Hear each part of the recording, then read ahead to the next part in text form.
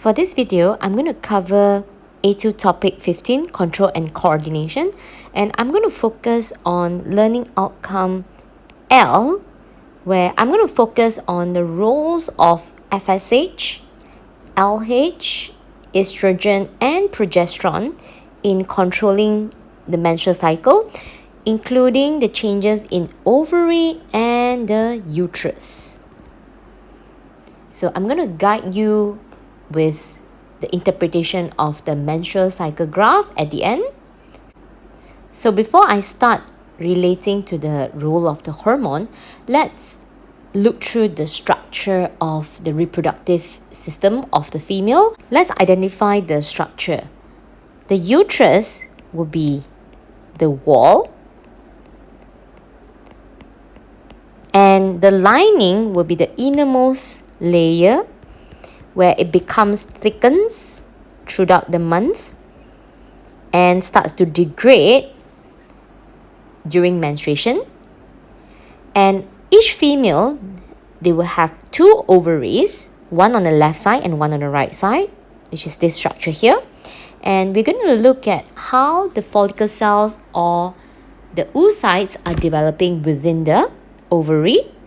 And during ovulation, when we talk about an oocyte is being released, the oocyte will be released into the fallopian tube, waiting for the fertilization process. And after fertilization, if the female is pregnant, the embryo will be traveling along the fallopian tube, and the embryo will actually implant on the uterus lining. So let's look through the process of menstrual cycle and how is it that the hormones are coordinated in such a way that the female is prepared for pregnancy in every cycle. So now I'm going to show you a magnified drawing of the ovary and see how the hormones are involved in the changes within the ovary. So within the ovary, if you have learned about the process of oogenesis, or the process of formation of oocyte, you will know that females will have many primary oocytes at birth. So these are the primary oocyte, which are immature form of the egg cells. And every oocytes are actually surrounded by cells known as follicle cells that are responsible to protect the egg cells and provide the cells with nutrients. So as the follicle cells are growing, it shows that the oocytes are also growing.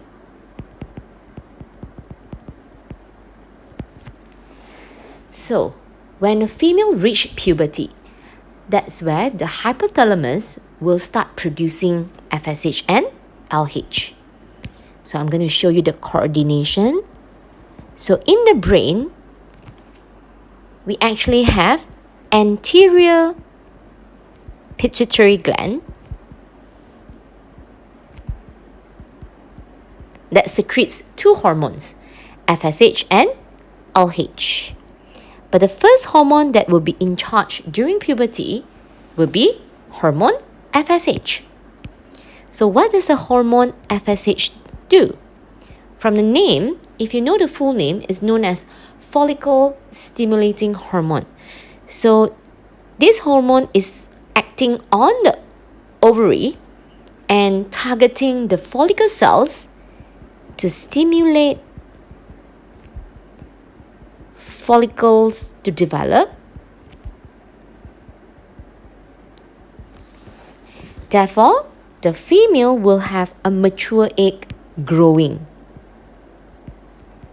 And ultimately, only one large follicle cells will develop, known as Graafian follicle.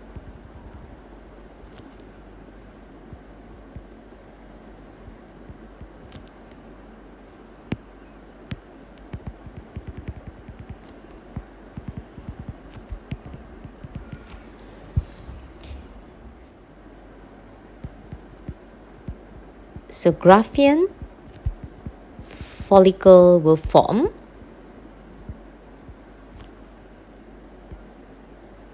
where you can recognize it as is the largest follicle within the ovary. So when does this happen?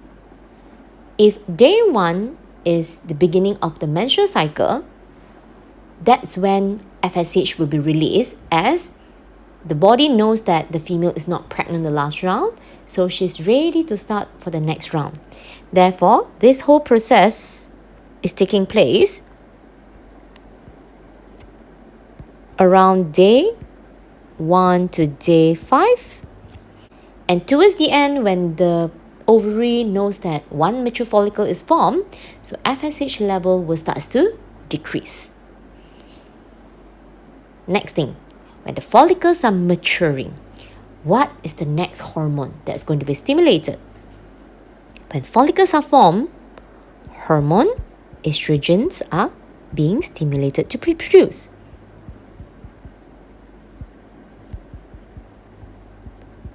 So who is in charge of producing the estrogen? We have follicle cells. So follicle cells is responsible in producing estrogen. So for every of the hormone, the action, you have to know where it is being produced and where is the target, means where is the response going to be taking place.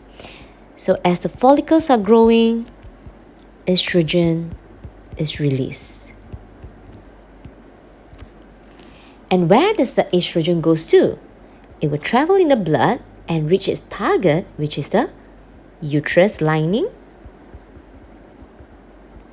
And it will stimulate repair and thickening.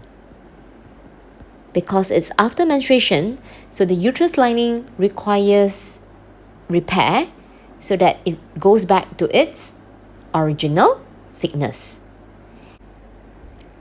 As the follicle cells are growing, the concentration of estrogen is also increasing.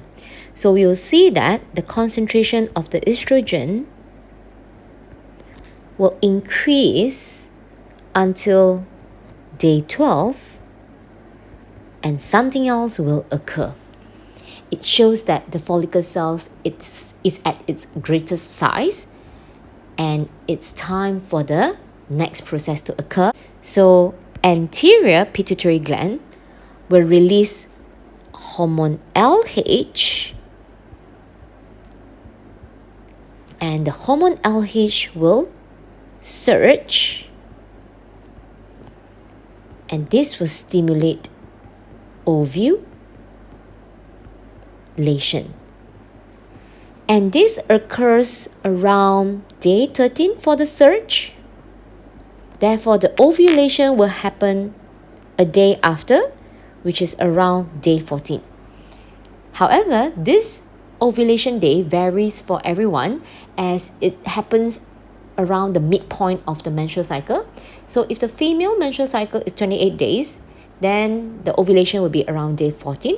And if the female has a 30 days menstrual cycle, then her ovulation will be around day 15. So we'll observe that the Graafian follicle will move towards the wall, and the follicle cells will rupture,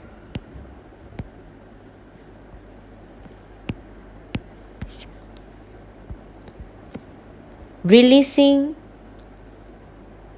the mature secondary oocyte into the fallopian tube, or is also known as oviduct, waiting for the sperm to arrive and for fertilization to take place. So what's happening within the ovary then? So the empty follicle cells will form corpus luteum, sometimes which is also known as the yellow body.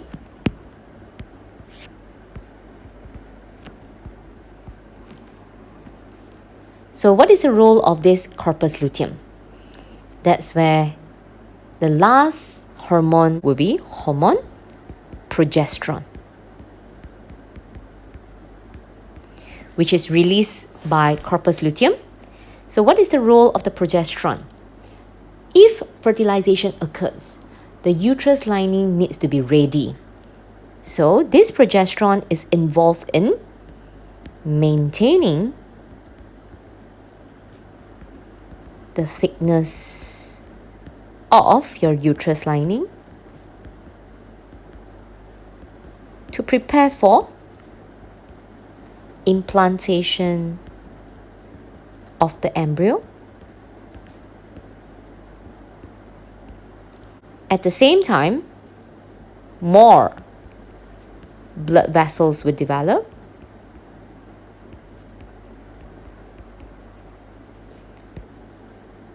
And at this point of time, do you think the female still needs more egg to be produced and more ovulation? Of course not. So this hormone has another effect, which is to inhibit the secretion of FSH and LH, which is an example of negative feedback mechanism.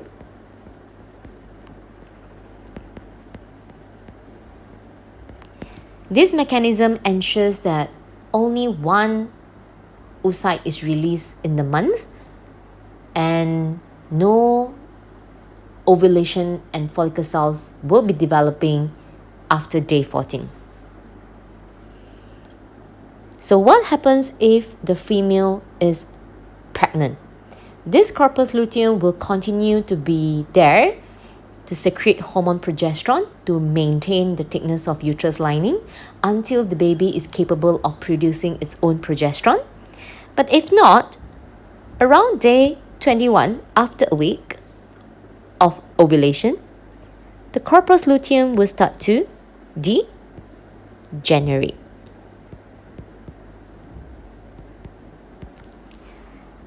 As the body knows that the female is not pregnant, so there's no point to remain or maintain the corpus luteum.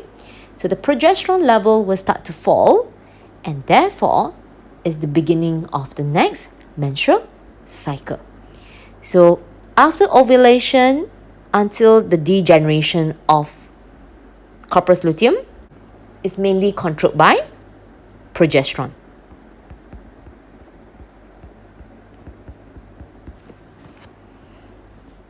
So let's refer to an example of question with reference to the menstrual cycle graph. Let's label stage A, B, C, D, and E.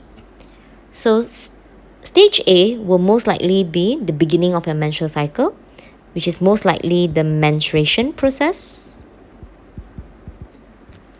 Part B is where we see the concentration of estrogen increasing, so it's most likely like the follicular phase, where it shows that the follicle cells are growing, therefore estrogen concentration is also increasing. After follicular phase, where we can see the peak of estrogen, you will most likely see the LH surge, where it represents ovulation. And part D, you can see that the progesterone concentration is at its highest, which represents the luteal phase. And part E, you can see that that's where progesterone concentration decreases, which indicates that the female is not pregnant and corpus luteum starts to degenerate. So with reference to figure 6.1, state the letter of the stage of the cycle during which ovulation occurs. So the answer will be obviously C. I'll show you how does the peak look like for LH. So you will usually see like around 3 big peaks in the menstrual cycle graph. The first peak usually will be the estrogen. And the second peak will be immediately after the estrogen, where there's a sudden surge and it's a narrow one. And the third peak will be your progesterone. FSH only have a small peak at the very beginning of the menstrual cycle, and it will maintain low with a small peak during ovulation and continue to remain low. So question 2. State how figure 6.1 shows that the woman did not become pregnant during this cycle. How can you tell? Part E, you can see that the concentration of progesterone decreases, or you can say that the concentration of estrogen starts to decrease near D or at the end of D. That will also be qualified. And part 3, name the ovarian structure that secretes progesterone. So the structure within the ovary, that's what they meant by ovarian structure, which is the corpus luteum. And what's the role of progesterone? This one is only a one marker. So it's maintain, take note, progesterone maintains, not repair. And instead of uterus lining, you can use the word endometrium and act as a negative feedback or inhibit the secretion of FSH and LH from anterior pituitary gland. Hope this video helps to reinforce your understanding about human menstrual cycle and how the hormones are playing a part.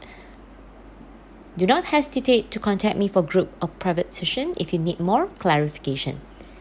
Thank you. That's all for today's video. If you're interested in more genuine sharing by other geniuses, please subscribe to our channel and don't forget to turn on the notification bell, ding dong. Also, if you're struggling with one or two past year questions and the mark scheme just doesn't seem to help, Genie has got you covered. Feel free to let us know what question it is by filling in the Google form linked in the description below. GenieUs Hub will get genius teachers to fulfill your request for the solution. Genie will see you next time. Bye-bye.